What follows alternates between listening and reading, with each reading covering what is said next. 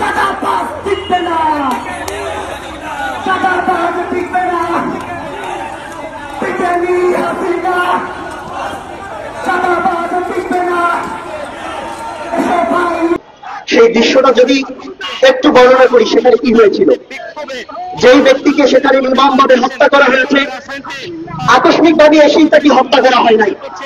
তাকে 2 মাস যাবৎ মোটা অঙ্কের টাকা চাঁদা দেওয়ার জন্য দাবি জানানো হচ্ছিল।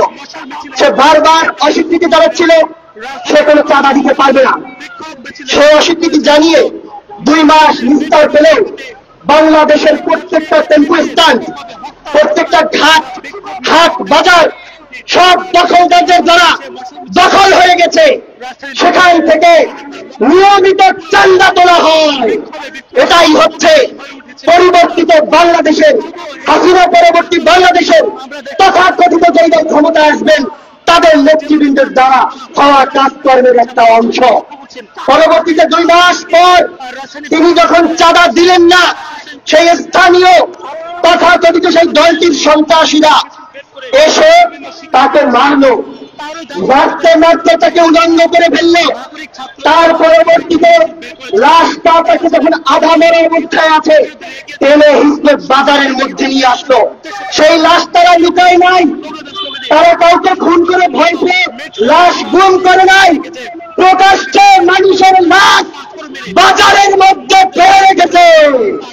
তারপর সেই লাশের উপর নির্মমভাবে নৃত্য করেছে।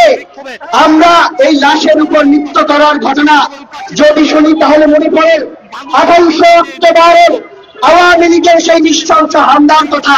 শেখ হাসিনার নির্দেশে লগি বৈঠা নিয়ে এসেছিল। এই ঘটনা সেই শেখ হাসিনা বা আওয়ামী লীগের নেতৃত্ব হয় নাই।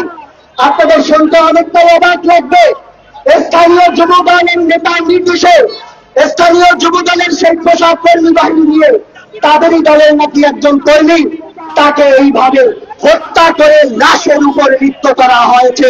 সেই চরম বাস্তবতা জুলাই অভ্যুত্থানের এই 8-9 মাস পর আমাদেরকে দেখতে হয়েছে। বন্ধুগণ, এমন একটা পরিস্থিতির মধ্যে আছি, প্রত্যেকটা জায়গায় মানুষের মুখে কষ্টি পেটে দিয়েছে, কথা বের করতে পারে না, কথা বললেই হত্যার হুমকি। আর তারা প্রকাশ্যে একটা লাশ চাঁদা দেওয়ার না কারণে মেরে ফেলে রেখে বাকিদেরকে ভয় দেখাতে চায়। আমরা বলতে চাই, যার যত বড়ই দল হোক না কেন, যার দলের যত বড় নেতা হয় থাক না কেন, এই দেশে চাঁদাবাজি চলবে না। জন জীবন দিয়েছে রাস্তায়, এভাবে প্রত্যেকটা প্রাণী আমরা মারা যাবে। 1 দিন 2 দিন, 1 মাস 2 মাস 3 মাস মানুষ কথা বলবে না, সর্বোচ্চ 13 বছর। তারপর হাসিনা এই দেশ থেকে পালানোর পর